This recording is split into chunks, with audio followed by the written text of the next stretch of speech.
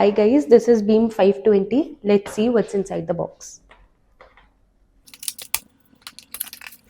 There's a remote, a power cable, then we have the projector, a user manual, and a warranty card. Now let's understand the projector in a more deeper way. You'll see a sticker here. You would have to remove this. Now let's understand how you can adjust the height and angle of the projector. So hold the projector in this way. It exert a little pressure in downwards direction. The moment you do it, it will open like this. Move it to your right, first downwards and then towards right. Then it will open up like this, and you have to keep it like this. Now this height is adjustable. You can move it upwards or downwards, adjusting the height. And in order to adjust the angle, this is also there. You can move it in like this way. You get 90-degree rotation and height adjustment in this projector. At the base of the projector, we have a few rubber pads as well. These ensure that the projector doesn't slip whenever you keep it on any table. Also, we have two wall hanging holes. You can use this to mount your projector onto the wall. At the back side of the projector, there are a few ports. The first one is an HDMI port, then an audio aux, a USB port wherein you can connect your pen drive, and a power socket.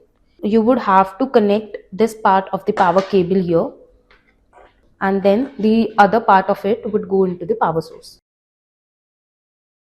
Now I've connected the projector to the power source. In order to switch it on, there are two ways that you can follow. First one is either you can press this button or you can press the button present at the top of the remote. Let's go with the first method. Just click this one.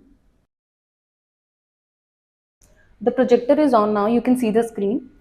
The screen may seem a bit blurry to you, so we'll adjust the focus manually. For that, you can see a sticker at the top of the projector which says rotate to focus. So there is a ring right here in the front. We should rotate it in order to adjust the focus manually. So we'll do that now.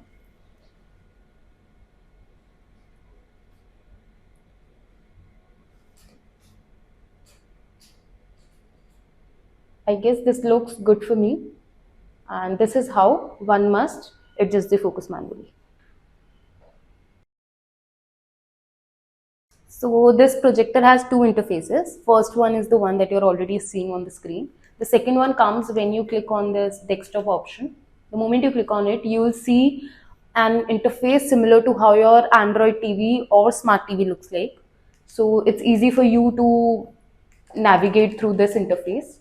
If you want to come back to the previous one that was there, you can come again to the desktop option, open, and it's there. This projector comes with auto keystoning. Like for example, if I move its face a bit upwards, it will automatically adjust the keystoning like this. We recommend keeping this projector at auto keystoning mode only, but if you feel that it needs some major fixing, then you can go to settings.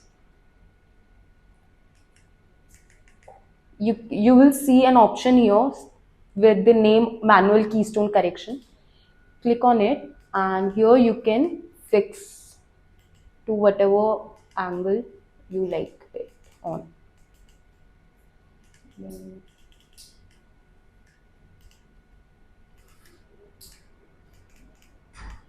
I guess it looks good to me now, and then I'll just come back and it's fixed.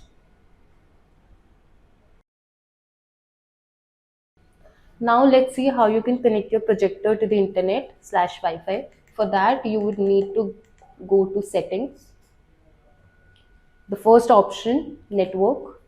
The moment you click on it, make sure that the toggle is on. Then you would see a list of all the available networks here. If for example I click on any one of them, a pop-up will be there that would ask me to enter the password. So I'll have to enter the password here with whatever the password is of the Wi-Fi. The moment I enter it, I would need to connect to, I would need to click on done and then connect. Since the password is incorrect, it is not connecting, but this is the procedure. Now let's see how you can connect an external device to the projector via Bluetooth. I have a speaker here.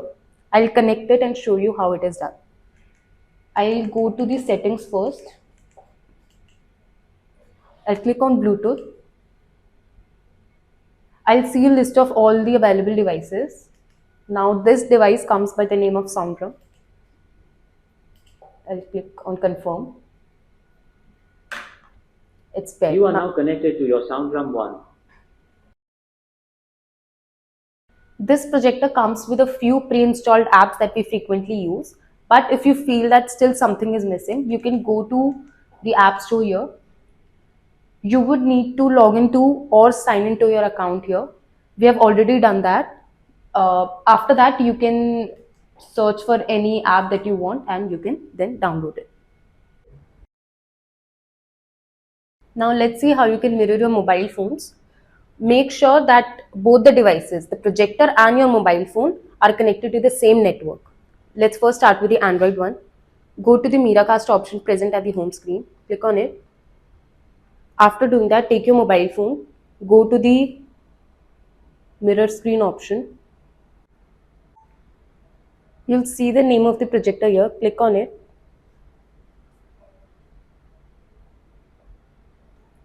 And it's connected now. Similarly, for iPhones, you would need to come to the app present next to the Miracast.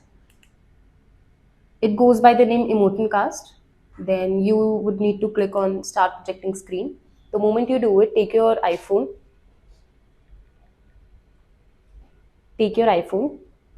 go to the control center, click on Screen Mirroring. You'll see the name Emotin B3. Click on it.